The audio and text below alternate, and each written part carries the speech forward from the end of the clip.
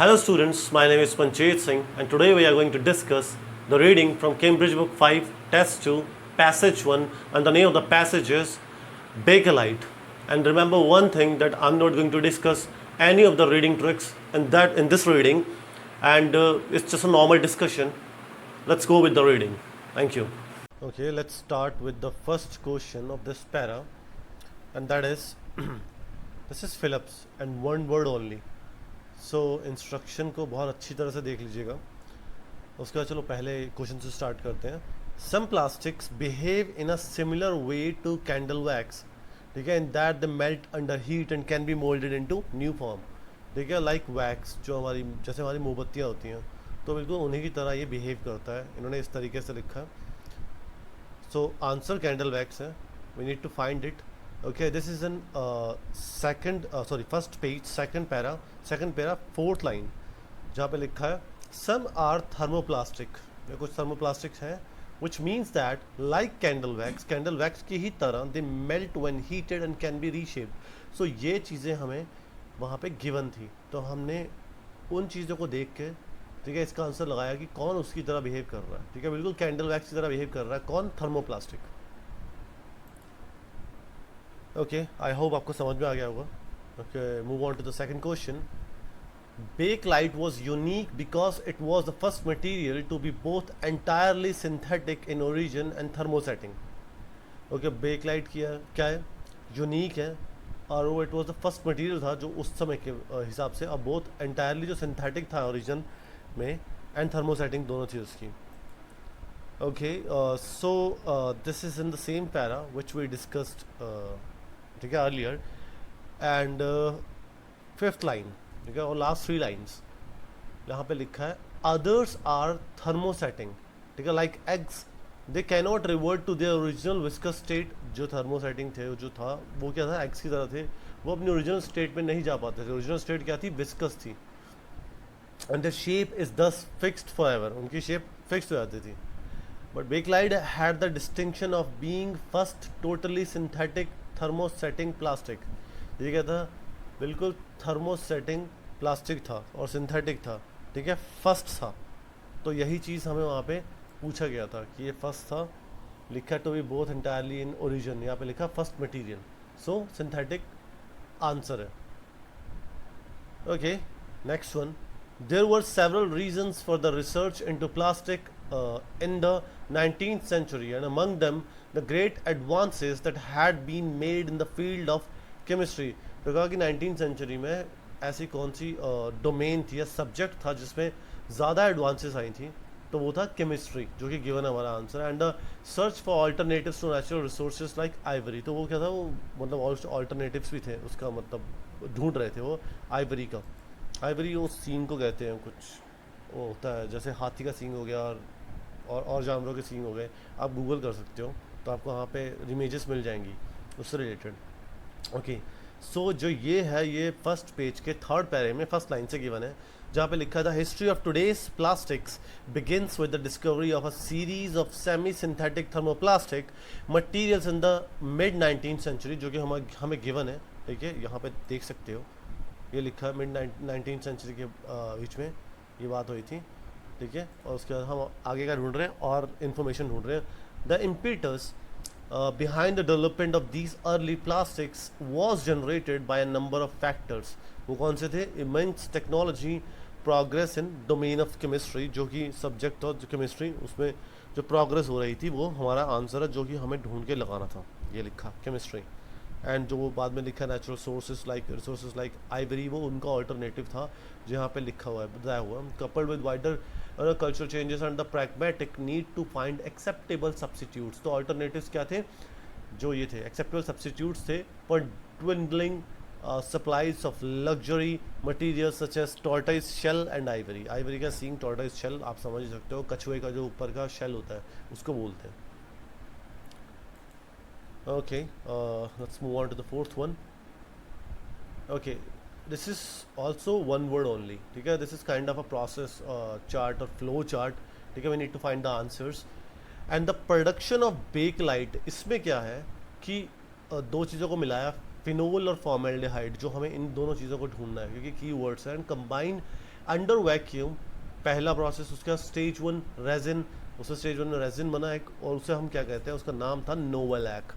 Okay, जो answer है वो गिवन है सेकंड पेज, सेकंड पैरा की फर्स्ट लाइन, जहाँ पे लिखा है the original patent outlined a 3 stage process in which phenol and formaldehyde, जो हमारे कीवर्ड्स हैं जिन्हें हमें ढूंढना था, ठीक है, फिनोल एंड फॉर्मेल्डिहाइड उनको ऐड किया, and from the wood or coal were initially combined under vacuum inside a large egg shaped kettle and the result was a resin, ठीक है, रिजल्ट क्या था, रेजिन था, जिसे हम कहते हैं नोवेलैक, ठीक है, उसका नाम था, ठीक है, हम यही ढूंढ रहे थे, यहाँ पे लिखा नोवेलैक, स्टेज 1 रेजिन कॉल्ड नोवेलैक, और फॉर्मेल्डिहाइड और फिनोल को मिला के हमने लिखा हुआ था कि वो वैक्यूम में इन्होंने ऐड किया। उसके बाद हम आगे नेक्स्ट प्रोसेस में, जहाँ पे लिखा है फिलर्स, यहाँ पे फिलर्स को ऐड किया। देखो ये जो है, ये नाम सबको फिलर्स ही कहते हैं ठीक है, एग्जांपल दे रखी है, जो कॉटन और एस्बेस्टॉस है वो उसके एग्जांपल्स हैं, तो वहाँ पे ये एग्जांपल दी होगी कि फिलर्स, उसके साथ में ब्रैकेट में या फॉर इंस्टेंस करके सचेस करके कोई ना कोई एग्जांपल दी होगी।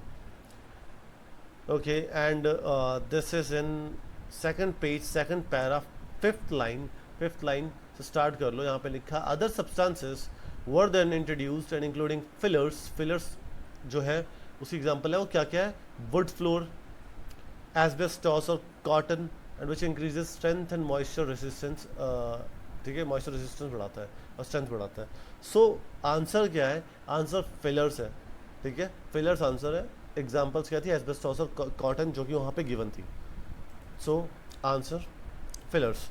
ओके, द नेक्स्ट वन, अब हमें क्या करना है, एक तो कैटलिस्ट है, कैटलिस्ट की बात हुई, आप ऑब्वियसली वहाँ पे आगे मेंशन होगा, और अमोनिया और फॉर्मेल्डिहाइड जो है उनको मिला के एक प्रोडक्ट बनाया गया है, दैट इज़ हेक्सा।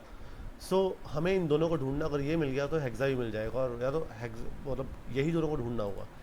सो ये जो आंसर है ये गिवन है सेकंड पेज, सेकंड पैरा के मिड से ही है, हम लास्ट 6 लाइंस पढ़ सकते हैं, जहाँ पे लिखा है hexa a compound of ammonia and formaldehyde, जो कि हम ढूंढ रहे थे, जैसे मैंने कहा था कि यहाँ पे लिखा कंपाउंड किस चीज़ का, अमोनिया और फॉर्मेल्डिहाइड का है। कंपाउंड क्या होता है, मिक्सचर होता है दो चीज़ों का, दो या उससे ज़्यादा चीज़ों का। तो यहाँ पे क्या अमोनिया और फॉर्मेल्डिहाइड को मिला के क्या बना, हेक्सा बना, which supplied the additional formaldehyde necessary to form a thermosetting resin. तो एक्स्ट्रा फॉर्मेल्डिहाइड प्रोसेस मतलब प्रोवाइड करता है, जो कि थर्मोसेटिंग रेसिन बनाने के लिए ज़रूरी है। ओके ओके, तो हेक्सा आंसर है, आई होप आपको समझ में आया होगा। ओके, मूव करते हैं नेक्स्ट क्वेश्चन पे। स्टेज 2 रेजिन, उसके बाद cool until harden and then break up and grind into powder, उसके बाद क्या है, रॉ बेकेलाइट है, ठीक है, जो कि कच्चा बेकेलाइट है। तो उस बारे में भी आंसर लिखा गिवन होगा यहाँ पे।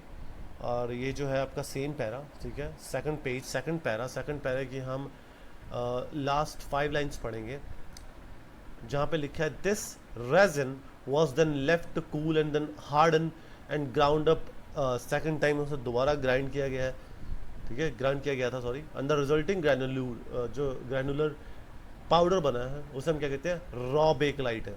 तो वो आंसर क्या है, रॉ, हमारा आंसर रॉ है, बिकॉज बेकलाइट ऑलरेडी गिवन है वहाँ पे। ओके, उसके बाद उन्होंने क्या किया, हीट किया, पोर इनटू मोल्ड, उन्हें हीट किया, गर्म किया, और उसके बाद जो लिक्विड फॉर्म है उसको उन्होंने डाल दिया मोल्ड के अंदर, and apply intense heat and pressure. Okay, दो चीज़ें मतलब डाली हैं, हमें हीट ढूंढना होगा, तो उसी के साथ में दूसरा भी गिवन होगा। ओके, ये सेम लोकेशन पे है, ठीक है, सेकंड पेज, सेकंड पैरा, उसकी लास्ट 3 लाइंस, जहाँ पे लिखा है in the last stage the heated Bakelite was poured into a hollow mould of the required shape. उन्हें क्या किया गया, पोर किया गया, जो वहाँ पे गिवन है, ठीक है, किसी हॉलो शेप, किसी चीज़ में जो खाली है अंदर से। ये मोल्ड क्या होता है, यूज़ करते हैं किसी भी चीज़ को शेप देने के लिए। सो क्या है, hollow mold of the required shape and subjected to extreme heat। okay, extreme heat यहाँ पे given था, जैसे आप देख सकते हो। ओके, यहाँ पे ये एक्सट्रीम इंटेंस हीट, जो एक्सट्रीम हीट डाला गया, उसके बाद दूसरी चीज़ हम ढूंढ रहे हैं वो क्या है, प्रेशर। सो आंसर क्या है, subjected to extreme heat and pressure, pressure हमारा आंसर है, thereby setting its form for life, वो बस फिर वही शेप ले लेता था उसके बाद, ठीक है। सो आंसर क्या है, pressure. Okay, let's move on to the next question, and that is 9th and 10th. Okay, those are 9th and 10th. Okay, which two of the following factors, ये क्या काइंड ऑफ एमसीक्यूज है जिसमें से हमें 5 में से 2 answer चुनने हैं. So which two of the following factors influencing the design of Bakelite objects are mentioned in the text. दो फैक्टर्स जो मेंशन किए गए हैं बेकलाइट ऑब्जेक्ट्स के बारे में, जो टेक्स्ट जो हमारे पैसेज में दिया गया है. सो हमें वो ढूंढने हैं और वो आंसर क्या है, बी एंड सी. जो लिखा है the ease with which the resin could fill the mould.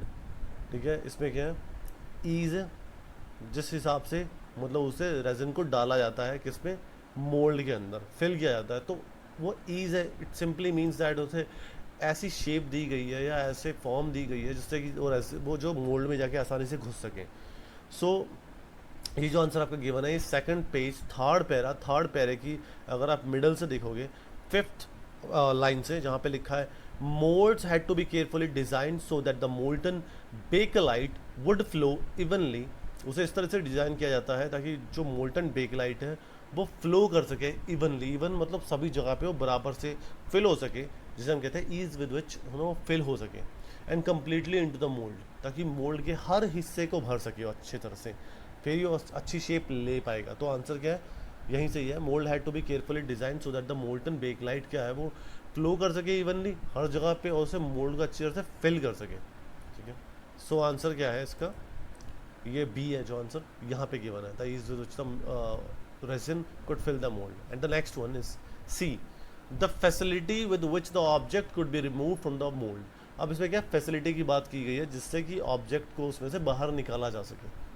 सो देखो, ऐसा होता क्या है, जब हम किसी चीज़ को मोल्ड में डालते हैं तो उसे हमें इस हिसाब से मोल्ड में डालना होता है, या तो उस मोल्ड को तोड़ देंगे, ठीक है, जो कि हर बार पॉसिबल नहीं है, या तो उसे इस तरीके से बनाया जाएगा कि वो मोल्ड के बाहर खुद आ जाए. उसे हिसाब से बनाया जाएगा कि बाहर की तरफ वो चौड़ी हो या बड़ी हो ताकि वो आसानी से निकल सके, वहाँ से खींच सके उसे. ओके, सो ये जो आपका आंसर गिवन है, ये सेकंड पेज थर्ड पैरा उसकी सेकंड लाइन से जो लिखा है, the object could not be design so that, उसे इस तरीके से नहीं बनाया जाता, ठीक है, so that it was locked, ताकि वो लॉक हो जाए, ताकि वो अंदर से चौड़ा नहीं बनाया जाता उसे, क्योंकि वो अंदर से चौड़ा बनाएंगे उसे जब मोल्ड के अंदर जाएगा तो वो क्या, वो फंस जाएगा उसमें. तो ऐसा नहीं बनाना चाहिए उसे, ठीक है, इस तरीके से बनाया जाता है कि ताकि टेपर हो.